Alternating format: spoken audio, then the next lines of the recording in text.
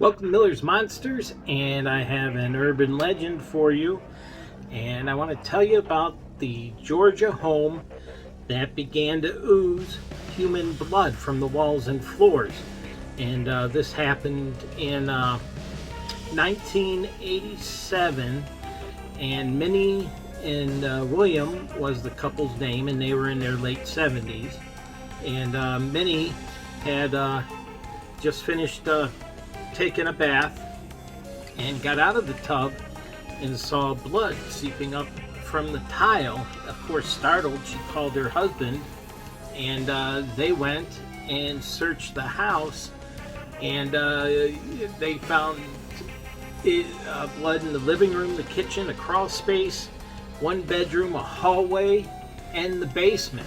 And it was the same as they called it a rust-colored liquid splatter that came from seemingly nowhere. So, afraid, they called the police, and the EMTs were the first to arrive, and they searched William and Minnie and found no wounds on their body where the blood could come from. The police arrived after that and talked to Minnie and William and said, could it be someone was in your house? But no, they said they locked the doors at 9:30, and the blood was found later that evening. I believe it was around 11 o'clock, I believe, right around that time. And then someone from the lab was there and took samples of this liquid and had it tested, and it came back as human blood. Now, William was on dialysis in the home, so maybe it was his from the dialysis machine.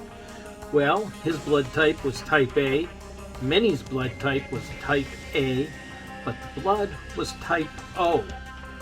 And this became a fascination, and Minnie began getting phone calls because William was bedridden most of the time, so that left her to take the calls and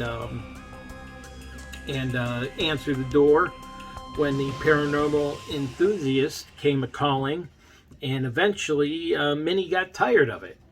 So the next time she was interviewed, she said, no, it was just the hot water heater, it sprung a leak and the steam and all that, and the rust went against the rusty pipes and got in the vent and left everything out of there. And she said, I wouldn't be in this house if it was haunted.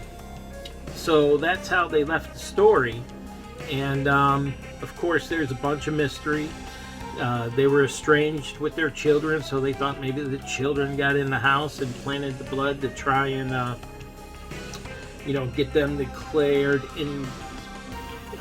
insane or unable to care for themselves, so they can collect them, become power of attorney and use the finances for themselves. But no reason was ever found. The investigation stopped quickly thereafter, and Minnie lived to be 104. It's another 23 years, or maybe a few more.